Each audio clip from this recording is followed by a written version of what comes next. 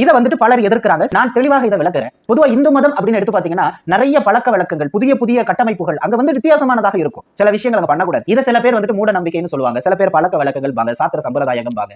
நான் என்ன சொல்லுவேன் அப்படின்னா, எல்லா விஷயத்தையும் நம்மளால ஏத்துக்க முடியாது. அது குறிப்பா வந்துட்டு ஜாதி, கடவுள் படைப்புகள்ல மனிதனுக்கு ஏற்றத்தாழ்வே கிடையாது.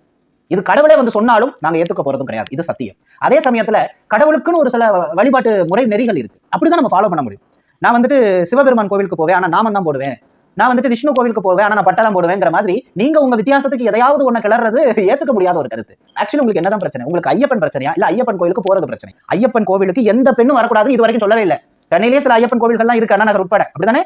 அதே மாதிரி ஏகப்பட்ட இடத்துல ஐயப்பன் கோவில் இருக்கு. ஏன் கேரளாவிலேயே நிறைய இடத்துல எல்லாம் இருக்கு. அனைத்து இடத்துக்குமே பெண்கள் போகலாம். ஆனா சபரிமலை ஐயப்பன் கோயிலுக்கு மட்டும் போகக்கூடாது. ஏன் அப்படின்னா அங்க அவர் பிரம்மச்சாரிய விரதத்துல இருக்காரு. மண்டையில ஏதாவது இருக்கா என்பது மட்டும்தான் என் கேள்வி. சனாதன தர்மம் உண்மையிலேயே சனாதன தர்மத்துல நல்லது இருந்தா ஏத்துக்கலாம், நல்லது இல்லைன்னா அதை விட்டுறலாம், அது வேற விஷயம். ஆனா சனாதன தர்மத்தை பத்தி பேசுற